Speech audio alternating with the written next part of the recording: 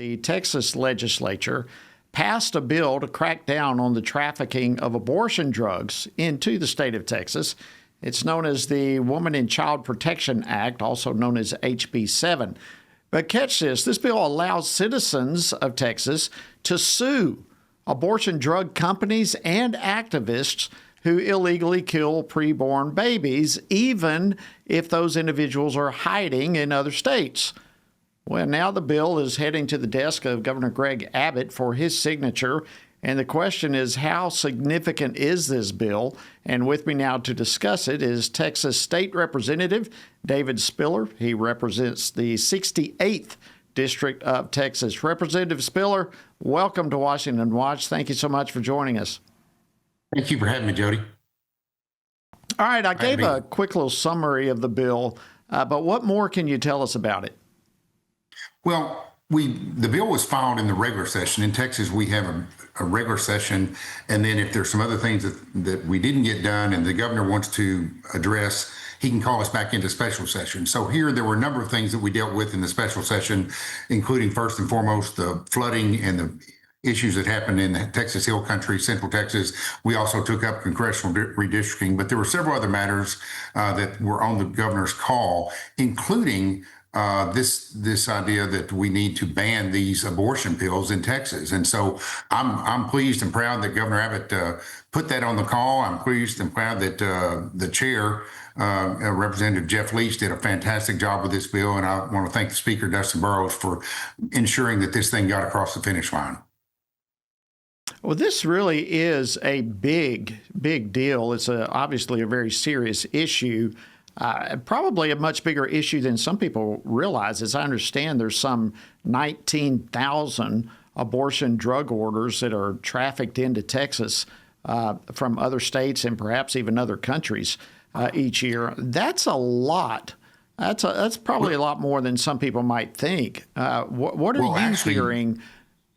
Yeah, what are you hearing I've seen from some others? data, and it was actually reported by the Texas Tribune, which is not known for being a conservative voice, but they even identified on average about 2,800 women receive this drug, or people in Texas receive this each month. So, by my math, that's over 33,000 of these a year, and that's unreal.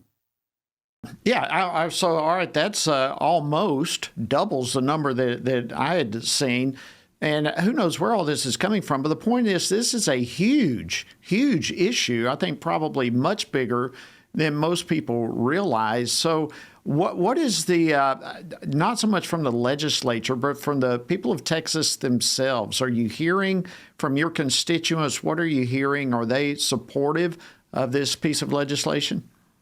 My constituents are extremely supportive of it. Of course, not everyone, but the vast majority are supportive of it, because in Texas, we believe that abortion is wrong. And the Bible tells us that. Certainly that's our core principles and beliefs, that it's wrong. And it's like, well, how many times do we have to ban it? But there was a loophole here, not really a loophole, but people taking advantage of the law and taking advantage of the situation to still kill children, unborn children. But also, this poses a grave danger to women because they're doing this and they're receiving this without any exam, without any blood work, without any follow-up, without anything whatsoever. And there's a huge danger that women can hemorrhage, that they can get sepsis, that they can die, that they can bleed out. And we know that that's happening. And the other thing is, unfortunately, we have certain instances where people have gotten this and unknowingly to the mother, given this to the mother, where she has taken this and lost a child because of it. And so this drug needs to be stopped. And I'm pleased and proud that Texas has stepped up and done the right thing. And I appreciate also the way that it's structured, not only make it completely legal under the Dobbs case and under the 10th Amendment, but also under the key TAM action that's allowed for individuals to seek recourse rather than the state or prosecutors or creating a criminal offense. It provides a civil remedy within which to accomplish what needs to be done. Yeah, we're really proud of this too. And it is such a dangerous drug, obviously, to the baby, but to the mother. I'm so glad you brought that up. We have dealt with that over and over and over on this program. So do you think this soon to be law in Texas could potentially become a blueprint for other states across the country?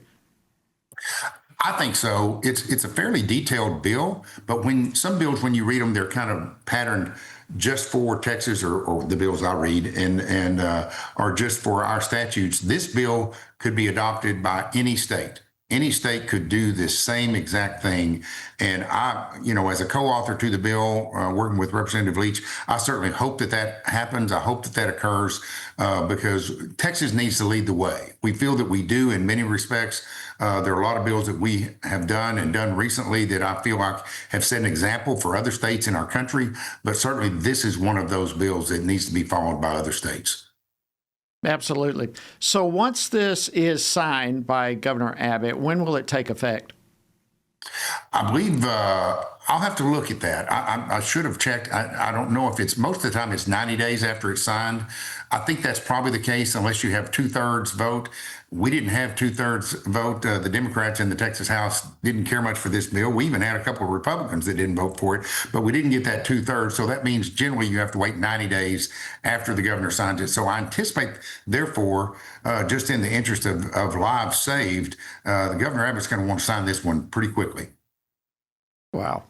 Thank you so much, Texas State Representative David Spiller. It's always great to have you on. And again, thank you for your leadership. Thank you for the leadership of your colleagues there in Texas, standing firm to deal with this horrible, horrible problem of these abortion drugs being trafficked across our country. Thank you for joining us today on Washington Watch.